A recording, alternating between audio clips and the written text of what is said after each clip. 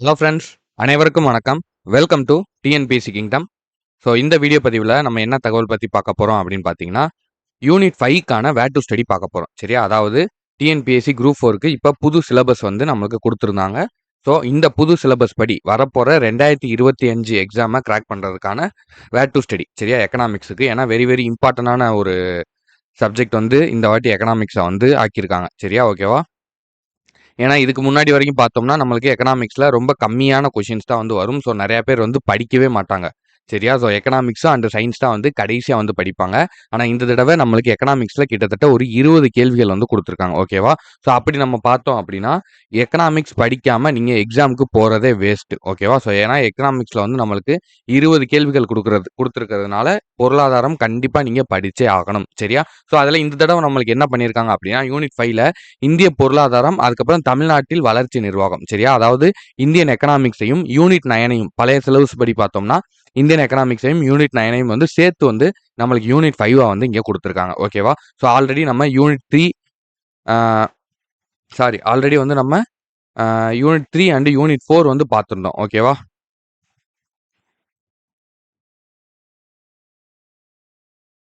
ஆமா.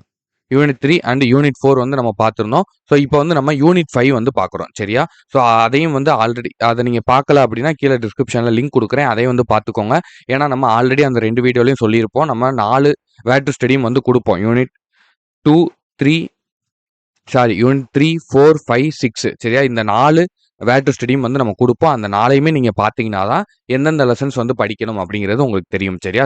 ஜஸ்ட் வந்து ஒரு வீடியோ மட்டும் பார்த்துட்டு அதை மட்டும் நீங்கள் ஃபாலோ பண்ணீங்கன்னா உங்களுக்கு அந்த அளவுக்கு வந்து கரெக்டான ஒரு ரிசல்ட் வந்து கிடைக்காது. சரியா? ஸோ 4 வீடியோ வந்து பாருங்க. அப்பதான் ஏன்னா ஒவ்வொரு லெசனும் வந்து ஒவ்வொரு இடத்துல வந்து கவர் ஆகும். சரியா? ஸோ 10th வந்து உங்களுக்கு ஒரு சில இடத்துல வந்து வேர் டு ஸ்டடி எப்படி கொடுத்துருப்பாங்கன்னா 10th இப்போ வந்து ஒரு 5 பாடம் இருக்கா, ஏதோ ஒரு எக்கனாமிக்ஸ்லயோ இல்லை ஹிஸ்ட்ரிலையோ அந்த 5 பாடம் படிக்கணும் அப்படின்னு வந்து சொல்லியிருப்பாங்க. ஆனால் நம்ம வந்து அந்த 5 பாடம் வந்து எந்தெந்த சிலபஸ்ல கவர் ஆகுது, எக்கனாமிக்ஸ்ல எங்கே கவர் ஆகுது, அது வந்து பாலிட்டியில கவர் ஆகுதா, அது வந்து யூனிட் 6ல கவர் ஆகுதா, இந்த மாதிரி நம்ம பிரித்து வந்து கொடுத்துருப்போம். சரியா? ஸோ அதனால நீங்கள் வெறும் ஒரு வேர் டு ஸ்டடி மட்டும் பார்த்துட்டு படிச்சீங்கன்னா உங்களுக்கு அது செட் ஆகாது. ஸோ அதனால 4யுமே வந்து பார்த்துருங்க. ஓகேவா?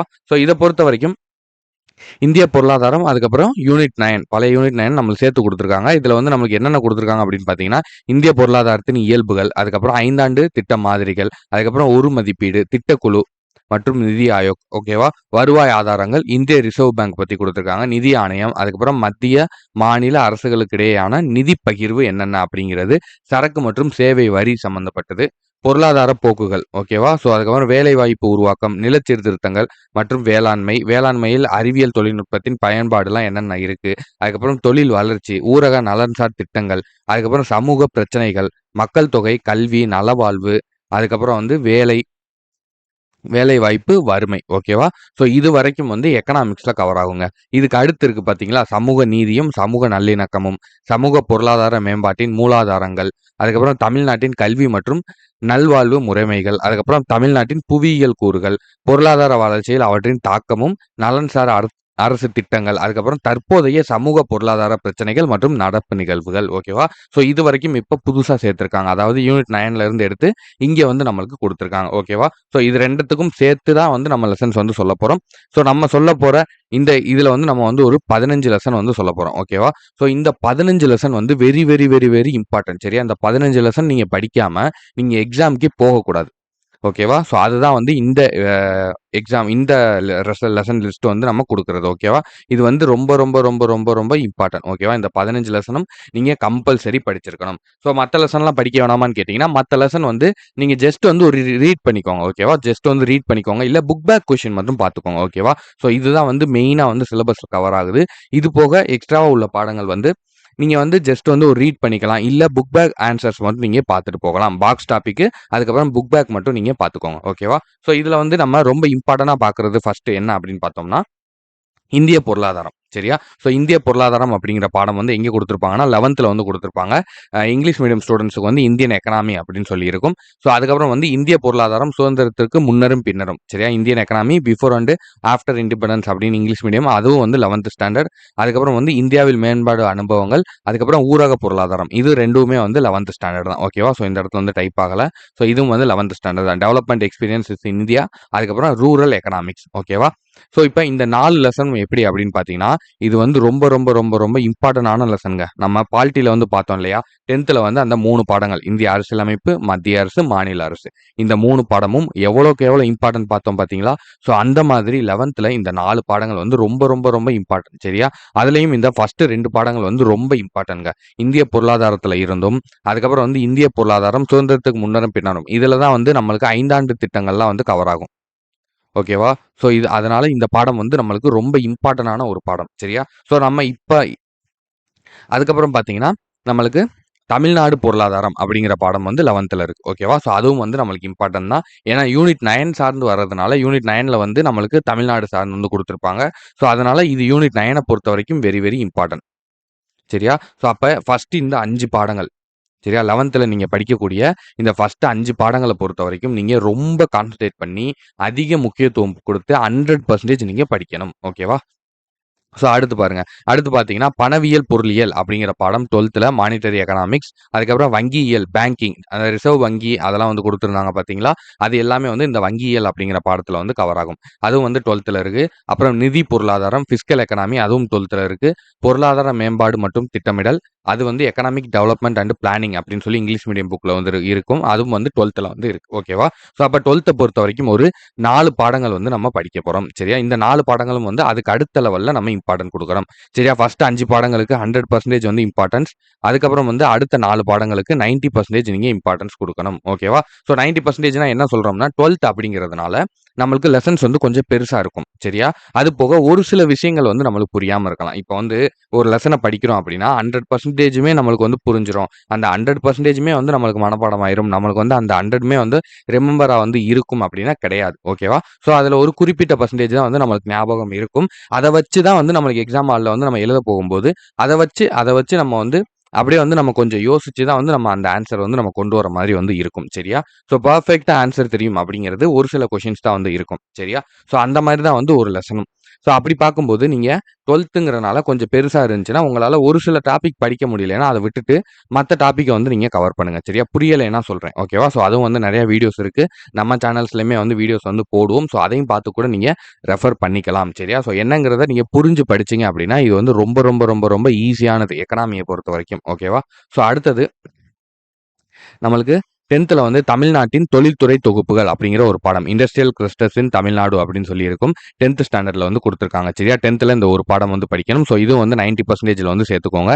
ஸோ அதுக்கப்புறம் தமிழ்நாட்டில் வேளாண்மை, இந்தியா மற்றும் தமிழ்நாட்டில் வேலைவாய்ப்பு அப்படிங்கிற இந்த 2 பாடம். சரியா? இத பொறுத்தவரைக்கும் 2மே 9த் ஸ்டாண்டர்ட்ல வந்து இருக்கு. ஸோ இதுக்கு வந்து நீங்க ஒரு 85% வந்து நீங்க இம்பார்ட்டன்ஸ் குடுத்து படிச்சுக்கலாம். ஓகேவா? ஸோ இது போக மத்த சப்ஜெக்ட். ஸோ 6த் டூ 12த் வரைக்கும் உள்ள மத்த ஒரு 12த் வரைக்கும் கூட நீங்க போக வேணாம். 6த் டூ 10த் வரைக்கும் உள்ள மத்த எக்கனாமிக்ஸ் பாடம் 7த்ல தான் இருந்து தான் ஸ்டார்ட் ஆகும் அப்படின்னு வந்து நினைக்கிறேன். ஸோ அது வந்து லிஸ்ட் வந்து நான் உங்களுக்கு கூட குடுக்குறேன். ஸோ அத வந்து ஜஸ்ட் வந்து நீங்க என்ன பண்றீங்கன்னா, book back and box topic மட்டும் வந்து பார்த்துக்கோங்க. ஒரு 80% வந்து நீங்க அதுக்கு இம்பார்ட்டன்ஸ் குடுத்து பார்த்தீங்கன்னா போதும். சரியா? ஸோ அது போக ஒரு ரீடு கூட பண்ணிக்கோங்க. இல்லைன்னா நம்மளோட சேனல்ல அந்த லெசன வந்து நம்ம ஃபுல்லா வந்து எக்ஸ்ப்ளைன் பண்ணி ஒரு புக் பேக் ஆன்சர்ஸ் வந்து சொல்லி நம்ம பாக்ஸ் டாபிக் வந்து இம்பார்ட்டன்ஸ் சொல்லி நம்ம வந்து போடுவோம். சரியா? அந்த வீடியோ கூட நீங்க பார்த்து வந்து ரெஃபர் பண்ணிக்கலாம். சரியா? அதிகபட்சம் வந்து ஒரு 30 மினிட்ஸ்க்குள்ள தான் இருக்கும். அந்த வீடியோவ நீங்க ஒன்ஸ் பார்த்தீங்கனாலே போதும். அது வந்து உங்களுக்கு மைண்ட்ல வந்து ஸ்டோர் ஆயிக்கிரும். அதுக்கப்புறம் நீங்க புக்க ஒரு ரீட் பண்ணாவளோ, இல்ல நீங்க புக் பேக் கொஸ்டின்ஸ் அந்த பாக்ஸ் டாபிக்க மட்டும் மார்க் பண்ணி வச்சு நீங்க பார்த்துக்கிட்டாலே உங்களுக்கு மிகப்பெரிய வந்து ஒரு ஹெல்ப்ஃபுல்லா வந்து இருக்கும். சரியா? ஸோ வரக்கூடிய 1, 2 கொஸ்டினே வந்து நம்ம மிஸ் பண்ணாம இருக்கலாம். சரியா? ஸோ அடுத்தது தமிழ்நாட்டு இயற்கை பிரிவுகள் ஜியோகிராஃபில இருக்குங்க. ஓகேவா? இது வந்து ஜியோகிராஃபில இருக்கு. 10த் ஸ்டாண்டர்ட்ல வந்து இருக்கு. 10த் ஸ்டாண்டர்ட் ஜியோகிராஃபில வந்து கவர் ஆகும். அதாவது வந்து புவியியல். ஓகேவா? ஸோ அதுக்கப்புறம் சமூக நீதி, தமிழகத்தில் அரசியல் வளர்ச்சி. இந்த 2 பாடமும் வந்து 11த் பாலிட்டில வந்து கவர் ஆகும். சரியா? ஸோ இது மட்டும் வந்து வெளியில இருந்து நம்மளுக்கு வரும். ஸோ இதுவும் வந்து நம்மளுக்கு சிலபஸ்ல கவர் ஆகுது. நம்ம யூனிட் 9ல வந்து கவர் ஆகுது. அதனால வந்து நம்ம இதையும் வந்து இங்க சேர்த்து படிக்க வேண்டியதா இருக்கு. ஓகேவா? ஸோ இதுக்கும் வந்து 90% அண்ட் 100% வந்து நீங்க இம்பார்ட்டன்ட் வந்து குடுக்கணும். ஓகேவா? ஸோ இந்த 11த் சமூக நீதி, அந்த தமிழகத்தில் அரசியல் வளர்ச்சி, அதுக்கப்புறம் தமிழ்நாட்டில் இயற்கை பிரிவுகள். இந்த 3 பாடம் வந்து நீங்க 100% வந்து இம்பார்ட்டன்ஸ் குடுத்து படிக்கணும். ஓகேவா? ஸோ இதுல இருந்து அதிகமான கேள்விகள் வந்து கேட்பாங்க. சரியாப்பா? இந்த 15 லெசன்ஸ் தான் வந்து நம்ம இன்னைக்கு வந்து பார்த்திருக்கிறது.